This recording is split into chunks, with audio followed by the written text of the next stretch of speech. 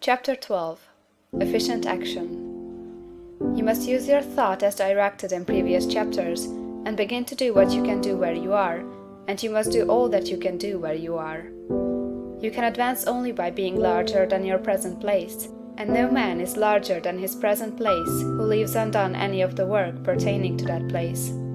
The world is advanced only by those who more than fill their present places. If no man quite filled his present place, you can see that there must be a going backward in everything. Those who do not quite fill their places are dead weight upon society, government, commerce, and industry. They must be carried along by others at a great expense.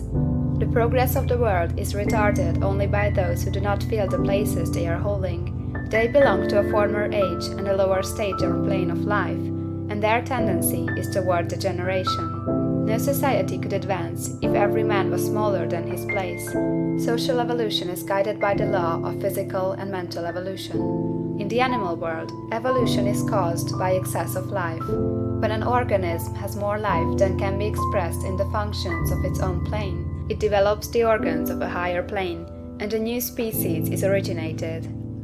There never would have been new species had there not been organisms which more than filled their places. The law is exactly the same for you. Your getting rich depends upon your applying this principle to your own affairs. Every day is either a successful day or a day of failure, and it is the successful days which get you what you want. If every day is a failure, you can never get rich, while if every day is a success, you cannot fail to get rich. If there is something that may be done today, and you do not do it, you have failed in so far as that thing is concerned, and the consequences may be more disastrous than you can imagine. You cannot foresee the results of even the most trivial act. You do not know the workings of all the forces that have been set moving in your behalf. Much may be depending on your doing some simple act. It may be the very thing which is to open the door of opportunity to very great possibilities. You can never know all the combinations which Supreme Intelligence is making for you in the world of things and of human affairs. Your neglect or failure to do some small thing may cause a long delay in getting what you want. Do, every day, all that can be done that day. There is, however, a limitation or qualification of the above that you must take into account.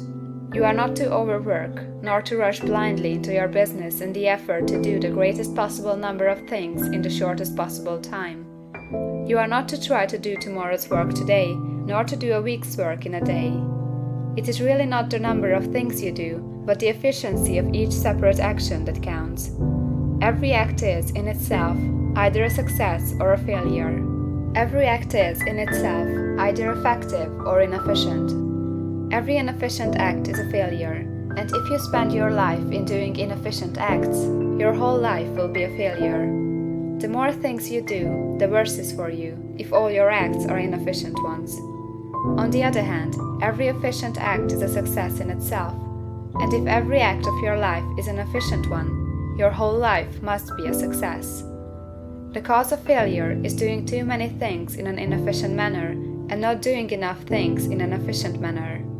You will see that it is a self-evident proposition that if you do not do any inefficient acts, and if you do a sufficient number of efficient acts, you will become rich.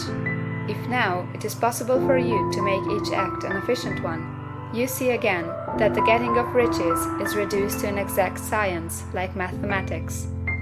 The matter turns then on the questions whether you can make each separate act a success in itself, and this you can certainly do. You can make each act a success, because all power is working with you, and all power cannot fail. Power is at your service, and to make each act efficient, you have only to put power into it. Every action is either strong or weak, and when everyone is strong, you are acting in the certain way which will make you rich. Every act can be made strong and efficient by holding your vision while you are doing it, and putting the whole power of your faith and purpose into it. It is at this point that people fail to separate mental power from personal action. They use the power of mind in one place and at one time, and they act in another place and at another time. So their acts are not successful in themselves. Too many of them are inefficient. But if all power goes into every act, no matter how commonplace, every act will be a success in itself, And as in the nature of things, every success opens the way to other successes. Your progress toward what you want, and the progress of what you want toward you, will become increasingly rapid. Remember that successful action is cumulative in its results. Since the desire for more life is inherent in all things, when a man begins to move toward larger life, more things attach themselves to him, and the influence of his desire is multiplied. Do every day all that you can do that day, and do each act in an efficient manner. In saying that you must hold your vision while you are doing each act, however trivial or commonplace, I do not mean to say that it is necessary at all times to see the vision distinctly to all its smallest details. It should be the work of your leisure hours to use your imagination on the details of your vision, and to contemplate them until they are firmly fixed upon memory. If you wish speedy results, spend practically all your spare time in this practice. By continuous contemplation, you will get the picture of what you want, even to the smallest details, so firmly fixed upon your mind, and so completely transferred to the mind of formless substance, that in your working hours you need only to mentally refer to the picture to stimulate your faith and purpose, and cause your best effort to be put forth. Contemplate your picture in your leisure hours until your consciousness is so full of that you can grasp it instantly. You will become so enthused in its bright promises that the mere thought of it will call forth the strongest energies of your whole being. Let us again repeat our syllabus, and by slightly changing the closing statements, bring it to the point we have now reached. There is a thinking stuff from which all things are made, and which, in its original state, permeates, penetrates, and fills the interspaces of the universe. A thought, in this substance, produces the thing that is imaged by the thought. Man can form things in his thought, and, by impressing his thought upon formless substance, can cause the thing he thinks about to be created. In order to do this, man must pass from the competitive to the creative mind. He must form a clear mental picture of the things he wants, and do, with faith and purpose, all that can be done each day, doing each separate thing in an efficient manner. End of chapter 12.